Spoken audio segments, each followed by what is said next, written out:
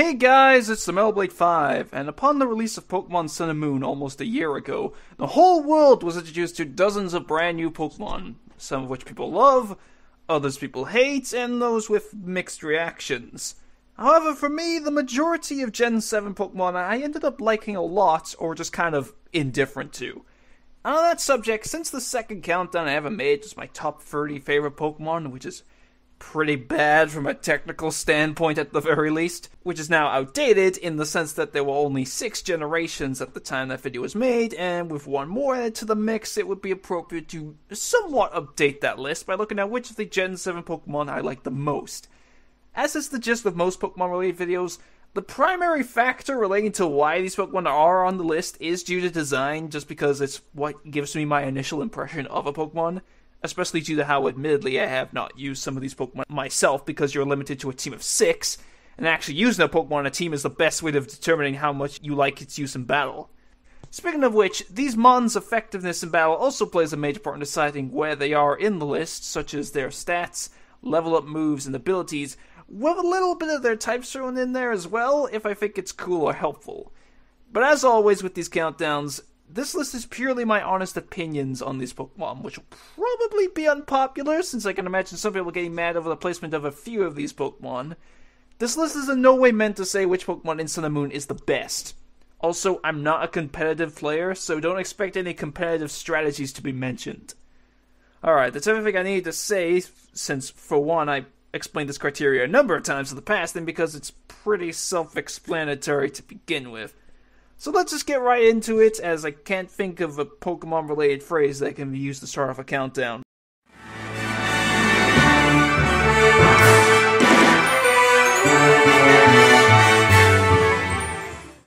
Golisopod. When the entire Pokedex was leaked in which this Pokemon was discovered, it pretty much blew all expectations away.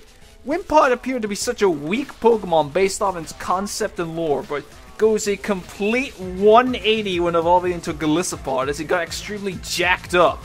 Seriously, he looks like a freaking monster with those giant sharp claws and samurai armor styled plating. This is reflected in Golisopod's base stats, as it possesses a whopping 140 defense along with 125 physical attack, plus a decent special defense stat to boot. What further supports this is the fact that due to Golisopod's typing of Bug and Water, it's only weak to 3 types, whilst having 5 resistances, meaning that this thing is likely able to tank a lot of hits, making it useful for holding its own in long battles such as boss fights. Well, aside from one problem, but we'll get to that later. As for Golisopod's moveset, all of its offensive moves, minus Struggle Bug, are physical, meaning that you're likely to deal large amounts of damage, as most of these moves also have decent power to them. Furthermore, Golisopod has the signature move, First Impression, which is a priority move that can only be used on the first turn it's sent out, but it's pretty strong, which helps to severely weaken an opponent right off the bat. Lastly, the final move it learns is Liquidation, which is a strong water-type move that has a chance of lowering the opponent's defense, helping Golisopod to deal even more damage. For a Pokemon based on an Isopod, which isn't a very big creature, even the giant ones, that's very impressive. However, Golisopod is at the bottom of the list, not only because I didn't use one on my team because I already had a water type, but mainly due to Golisopod's ability being a severe hindrance to it. Golisopod has the ability Emergency Exit, which works the same as its pre-evolution's Wimp-Out ability, in which, upon reaching half or less health, it is immediately switched out, forcing you to send out a different Pokemon and losing any potential stat buffs that Golisopod may have had. Also, due to Wimpod being almost useless in battle due to its poor stats and only learning 2 moves, it's pretty hard to get it to level 30 to evolve, even with the experience share. It's worth it in the end, but Emergency Exit kind of sours the taste of victory a bit. Regardless, Golisopod is still a worthwhile Pokemon for its offensive and defensive capabilities.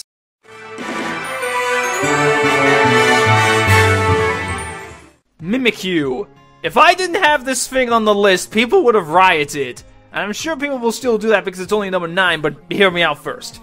When I first saw Mimikyu, I wasn't really sure of what to think about its design. I thought it was kind of interesting due to how unique it was in a good way, but I wasn't ultimately sold on it. Then I found out about Mimikyu's concept, and it made me instantly like the design, which is also the de facto reason why Mimikyu is on the list.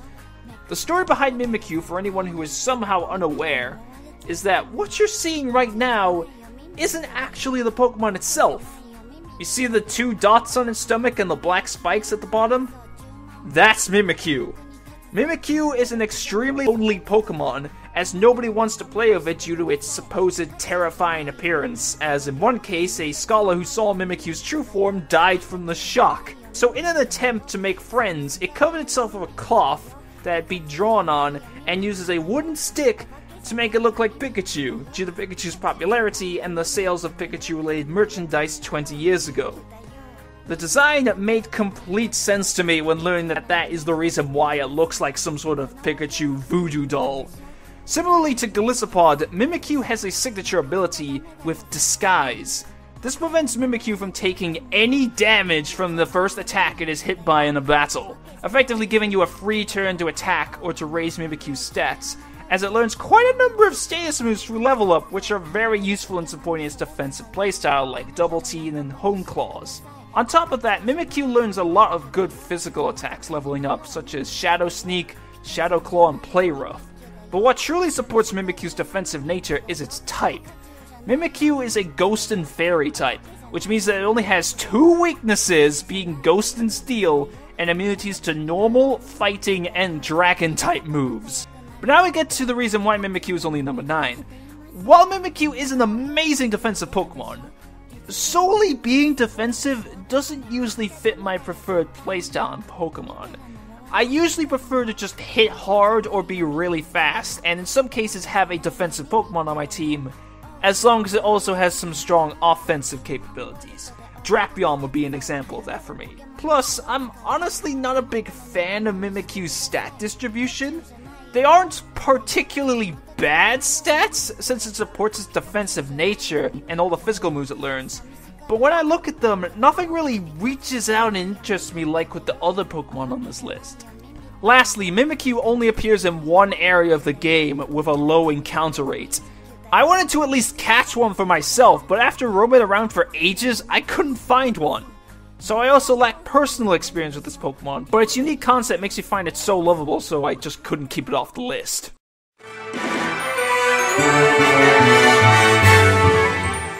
Lycanroc. Both forms. The reason why I have both forms that are available in the games at the time of this video being uploaded sharing one entry is simply because I can't decide which form I prefer over the other. Again, this Pokemon's placement on the list is primarily due to design, but I like both designs equally, so I couldn't choose one over the other.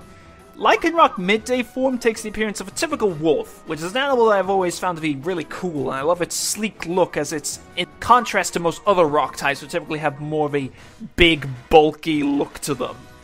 Meanwhile, Lycanroc midnight form is based on a werewolf, which is personally one of my favorite mythological monsters, and I think Game Freak perfectly nailed the look of a werewolf in the Pokemon art style, since it looks absolutely psychotic, and personally think it does a better job of being a bipedal animal compared to some other Pokemon, due to its feral look making it appear more of an equal blend of a humanoid being and an animal. As for both Lycanroc forms' uses in battle, while I'm not too big on rock types due to using very few of them across my entire life playing Pokemon, both Lycanrocs play very differently to most rock types in a way that I feel still makes them useful in battle. Both forms have high physical attack, with midday form also possessing great speed, which is further backed up by its signature move Accelerock, which is a priority rock type move. Whilst midnight form is slower, but slightly more defensive to give it more all-around stats. But for some reason, midnight form didn't get its own signature move and instead just got counter, which feels very odd to me. As for their movesets, aside from the designated moves they learn, their level up moves are very similar. And that's not a bad thing, as all their offensive moves are physical to accommodate their high physical attack, so that they can deal a lot of damage, especially when it contains powerful moves like Stone Edge and Crunch. And they even learn Stealth Rock through leveling up, which is an extremely helpful move that most rock types can only learn through TM. The only downsides to both Lycanroc forms is that due to being rock types, they have a lot of common weaknesses, but they do at least have almost as many types they are good against offensively, so that kind of balances it out. And just to acknowledge the elephant in the room before moving on, there was a Dusk form announced for Ultra Sun and Moon not too long ago, but it's not on the list because, for one, it's not officially available yet. And also because I'm honestly not a fan of the design, just because it looks like a rejected shiny coloration for the Midday form, with its mane curled forward rather than being more of a 50-50 fusion of the two forms like what it's supposed to be.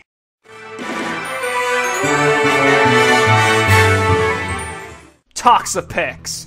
Toxapex was another Pokemon that was unknown prior to the game's release outside of the Pokedex leak, and just from the image of it present in the leak, I thought that it looked cool. I wasn't sure what exactly it was because the image wasn't very clear, but I immediately liked the design.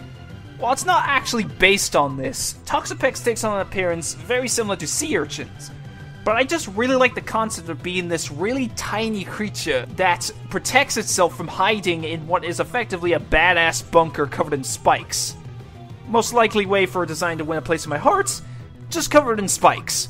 Anyway, for Toxapex's use in battle, Game Freak must have been having a field day when designing this thing, as Toxapex is just downright cruel and terrifying when used under the right circumstances, which is very easy to pull off in the first place. Toxapex is incredibly defensive. I mean, look at those defense stats!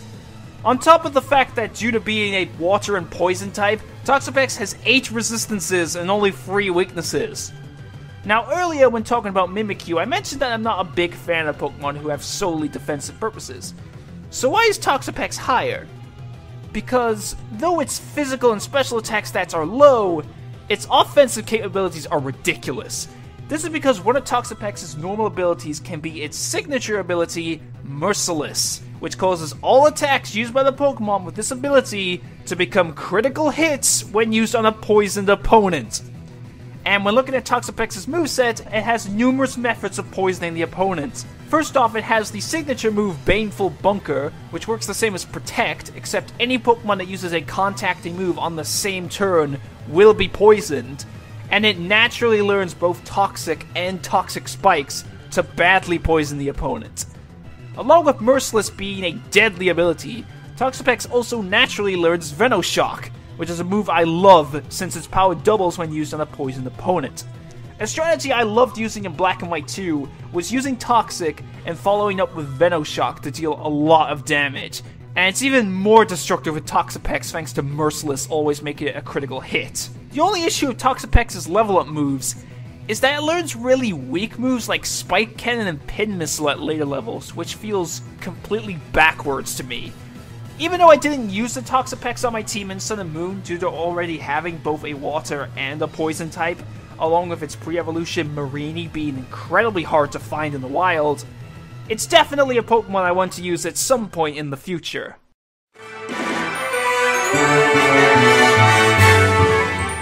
Vikavolt. During the lead up to Sun and Moon, the Vikavolt evolutionary line was a bit of an emotional roller coaster for me.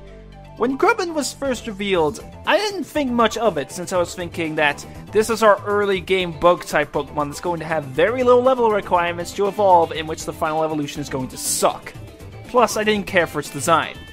Then its evolution Charger Bug was revealed, and I thought its design was a step up, but people noted how in the trailer it was level 25, which could suggest that it may have a longer evolution cycle, in which I thought, this could get interesting. And then finally, Vikavolt was revealed, and it blew me away simply from its design. I love its appearance with yet another sleek design from Game Freak, which almost gives it somewhat of a mechanical and Tron vibe, along with it being a bug and electric type. And as someone who's used the Galvantula in the past, I can tell you that bug and electric is a really good type combination, as it's only weak to fire and rock, on top of Vikavolt having Levitate, which is a great ability as it gains an immunity to ground. Just from the design, I wanted to use Vikavolt, and upon finding out its stats, it did not disappoint me from what I hoped it would be. For the most part, its special attack is through the roof, and almost as high as some of the strongest special attackers in the series like Mewtwo and Chandelure. But for some reason, despite its appearance, it has slow speed, which is a downside as it allows the opponent to have a great opportunity in order to exploit its average defenses before it gets to be a real threat. But if you can survive the opponent's attacks, which may be possible due to its few weaknesses, then you'll likely be able to hit back really hard. For Vikavolt's moveset, it unfortunately learns a lot of physical moves despite being a special attacker. But at the very least, the special moves it does learn are incredibly powerful. I just wish there was more available. So for once, we have an early game bug-type evolutionary line that doesn't suck. However, the main reason why Vikavolt isn't any higher is because even though I wanted to use one, I didn't end up doing so because, like with Magneton and Nosepass, Charger Bug only evolves in an area with an electromagnetic field, and in Sun and Moon's case, that's Vast Pony Canyon, which isn't available until near the end of the game. So you have to hold on to a Charger Bug for so long. Ultimately, I ended up using a Magnezone instead, because I wanted to use one for so long. Magnemite is available really early on, and Magneton is far more viable in battle in the long term than Charger Bug. But still, that doesn't make Vikavolt a bad Pokemon by any stretch.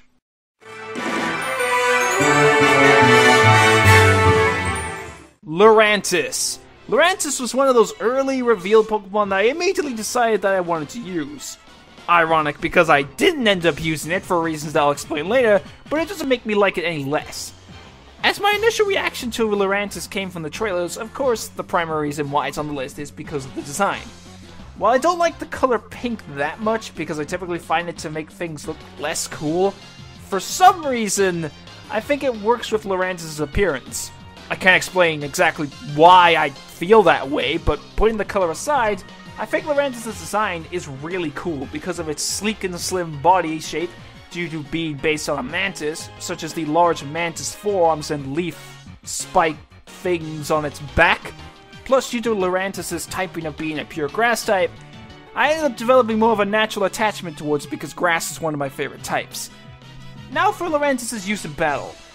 While its stats aren't anything to particularly hit home about, due to most of them being within a similar range, Lurantis is still a strong physical attacker with decent defenses to make it a bit more of an all-around fighter compared to a lot of the other Sun and Moon Pokemon, which generally have one or two stats really high, but the others being pretty weak.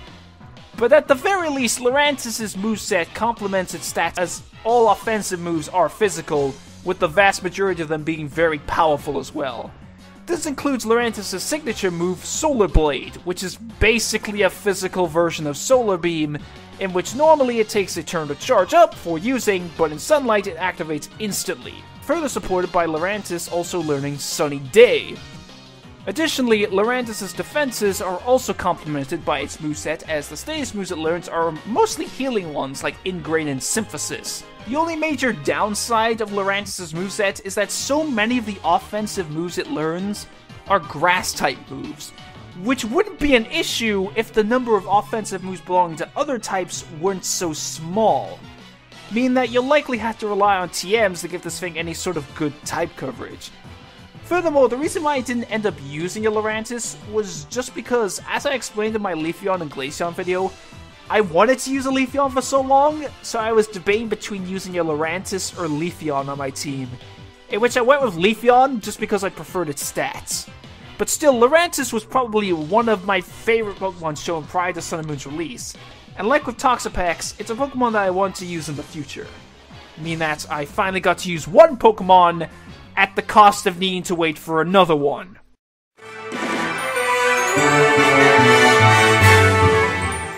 Salazzle. Now we finally get to the Sun and Moon Pokemon that I actually used on my team, which is why they're higher than the others since I have actual long-term experience using them. Similarly to Lurantis, Salandit was one of the most standout Pokemon for me when it came to the trailers for the game, because I loved its design, typing, and ability, which made it a strong contender for getting a place in my team, which it ultimately did, as upon finding out about its evolution, I grew in love with the line even more than I already did. Salazzle takes the cool and sinister black look of her pre-evolution and adds an incredible level of sassiness to it, with her pose and animations during gameplay. Something I wish Game Freak did with a certain other Pokemon in this game. But what equally made me love Salandit from the beginning was its typing and ability, and the same holds true for Salazzle. Just like her pre-evolution, Salazzle has the unique type combination of Poison and Fire, which not only sounds like a cool combination just from the concept alone, but while Poison and Fire does give a number of weaknesses, most notably a times 4 weakness to ground, it greatly makes up for that with 8 resistances. For how Salazzle plays in battle, she has an extremely high base speed stat, which is strongly welcomed in this game, seeing as how the running fear of most Pokemon in this generation is that everybody moves fucking slow! Everybody moves really fucking slow! But she also has a really high special attack stat at the cost of being very frail. However, I didn't find that to be much of an issue, seeing as how good her moveset is. Most offensive moves consist of strong special moves to complement her stats, along with a lot of status moves, like Nasty Plot to boost her already high special attack, and Toxic, the latter of which lean towards the last reason why I love the Salazzle line. Both Salandit and Salazzle possess the signature ability, Corrosion. This ability allows the user to poison any type of Pokemon, including Poison and Steel types, who are normally immune to that status condition. On top of Salazzle also being able to use my beloved Toxic Venoshock strategy to great effect as a result of her stats. While Corrosion only applies to poison inflicting moves and not poison type attacks, being able to whittle down a poison or steel type's HP, especially if you use Toxic, can be a godsend, seeing as how many types both are resistant to, and due to steel types being incredibly bulky in most cases. The only issue with Salazzle outside of being frail is that only female Salandits evolve into Salazzle, and Salandit only has a 12.5% chance of being female. Granted, for me it only took me like 6 or 7 tries to find a female Salandit, but it can be a pain in the ass. However, it is so worth it in the end, as Salazzle was a valuable asset to my team.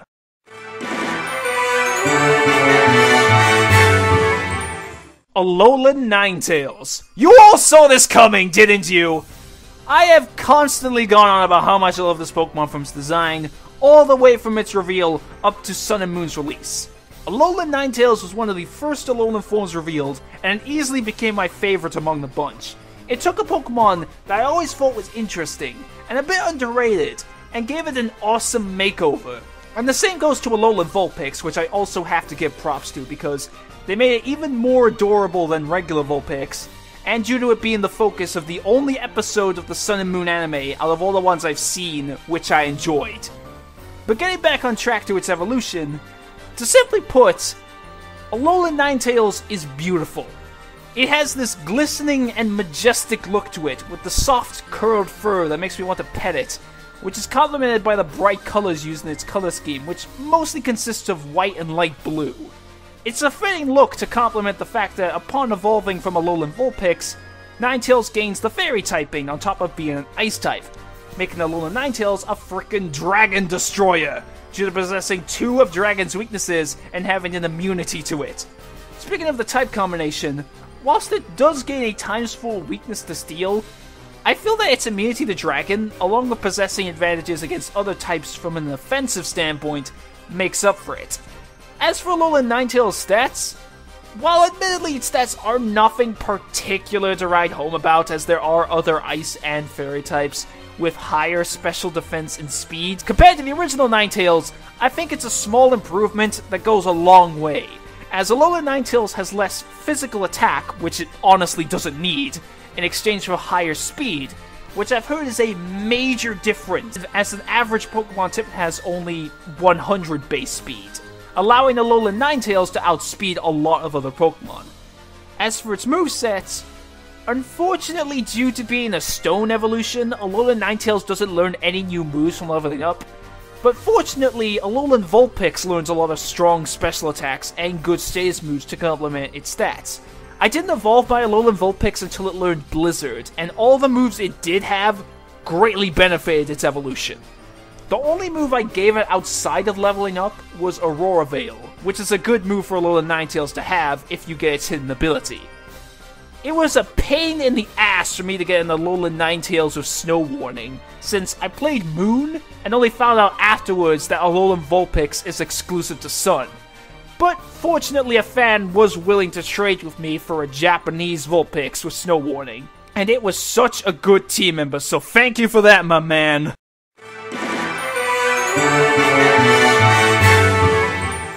Kommo-o.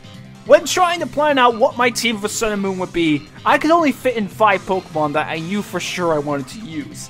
And as such, I kept brainstorming ideas for my final team member, which I remembered Jangmo-o, and how it was a Dragon type, with me almost always having a Dragon type on my team in Pokemon games because I'm a big fan of the type. So I decided to wait and see what Jangmo-o's evolution would be before fully deciding, since a Pokemon's final evolution is what has to fully sell it for me. And Game Freak did not disappoint. When Kommo-o was first revealed in a Japanese magazine, I instantly loved the design. Game Freak took this tiny dragon and effectively turned it into a giant hulking dinosaur. I know that some people don't like how this Pokemon is covered in so many of those circular scales, but that's actually part of the reason as to why I love the design, since it helps Kommo-o to look even more bulky and threatening. Kommo-o's design is partially based on an Ankylosaurus, and I think Game Freak conveyed that very well. For me, Kommo-o is the perfect example on how to make a Pokemon that is based on both a fighter and an animal, whilst having a proper blend of both inspirations rather than just one taking over. Seeing as how it's bipedal and has strong forearms, but it remains hunched over and still retains all of its dinosaur aspects, whilst not looking goofy. To further top it off, when Kommo-o was officially revealed through trailers and its English name was revealed, I fell in love with it even more, as at the very least its English name is based on a Komodo dragon, and I've wanted a Komodo dragon Pokemon for so long. But finally getting to how Kommo-o plays, Kommo-o and its pre-evolution are the first Pokemon to have the type combination of Dragon and Fighting, which is a combination both I and a lot of other people have wanted to see. And while it does suffer from a time swapness to Fairy, it also has a ton of resistances to common types. But as for Kommo-o's stats, Kommo-o is the pseudo-legendary of Gen 7, but admittedly, I was a bit disappointed in its stats, as I had hoped that it would have a higher physical attack stat than what it actually does. But it does possess strong defenses and a good speed stat considering how slow most other Gen 7 Pokemon are. Then for Kommo-o's moveset. Despite this thing only learning one fighting type move by leveling up, it does learn a lot of strong offensive moves and good status moves like Iron Defense and Dragon Dance. Plus, Kommo-o has a signature move with Clanging Scales, which is a strong special attack that comes at the cost of lowering defense. I honestly didn't bother with this move since I felt Outrage was a much better move for it to have, but despite some issues I do have with Kommo-o's use in battle, its design, the positives of its playstyle, and how it greatly helped me during the Elite Four and Champion battles makes up for that in my opinion.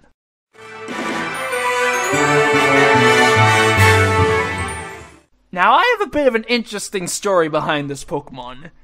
When I first saw this Pokemon, I admittedly liked its design, whilst everyone else was a bit split on it for reasons I'll explain later. Initially, this wasn't a Pokemon that I planned on actually using, but due to certain circumstances, on top of me liking the design and being a fan of its stats, I did end up using it. And even though I wasn't expecting myself to like this Pokemon to the same extent as the other Pokemon on the second half of this list, I really ended up enjoying it. And as such, it ended up becoming my favorite Pokemon of this generation. Primarina. Honestly, the fact that this Pokemon was my starter did play a factor into it being number 1, since I always end up having a stronger attachment to my starter since it's the first Pokemon that I get, but of course there are other reasons as well. Similarly to Alolan Ninetales, what attracted me towards Primarina from a design standpoint was how very majestic and pretty it looked, since it also uses bright colors in its scheme and incorporates a lot of the mermaid and potentially Selkie inspiration into the design for the use of pearls and starfish as jewelry, and the bottom half of its body looking like a dress. I wasn't too big on Poplio's design because I thought the clown nose made it look really goofy, and Brion, or however you pronounce its name, was honestly my least favorite of all the middle stage evolutions for the starters. But in my opinion, Primarina beats the other starters in terms of design when it comes to the final evolution. I know there are a lot of people who dislike the design because of how feminine it looks when the vast majority of Primarinas are male. While I do find this weird myself, especially since my Primarina is a male and I constantly refer to it as a she, I don't think that should be used as a complaint towards the design, but rather the gender ratio, since I don't think that gender should take away from how well designed it is. But now for how Primarina plays in battle.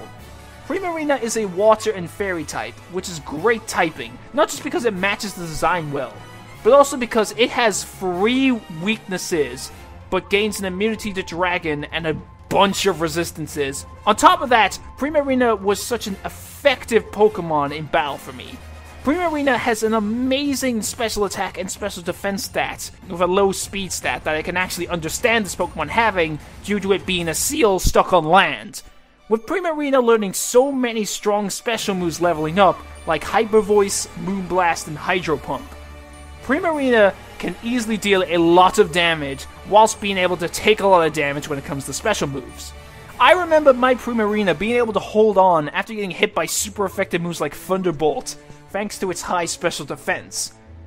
The only things about Primarina that I dislike are that its signature move, Sparkling Aria, is easily the worst of all the starter's signature moves, as while it's a good damaging move, its side effect is that it heals the opponent from being burned, which I have no idea why you would want to do that. It's not even like the opponent takes more damage if they're burned. The only situation I can see in which you would want to heal the target's burn is if it was your ally in a double battle, but the vast majority of battles in main series Pokemon games are single battles. At least Oceanic Operator is cool. The other is that its hidden ability isn't very good, as all it does is changes sound moves into water-type moves. But as far as I'm aware, hidden abilities are currently unavailable for the starters without hacking, so this could easily be avoided, and at the very least, I'm glad that they gave Primarina a unique ability. But those 2 issues I have with Primarina are easily overshadowed by its positives, and how much of a reliable starter Pokemon I found it to be during my playthrough. I just wish that it received more recognition, seeing as how so many people criticize it over its gender ratio and hidden ability. And I'm not saying that those people are wrong, just that I feel like they only focus on 2 small aspects of it. But regardless of what other people think, Primarina will always have a place in my heart of being my favorite Pokemon to come out of the Alola region.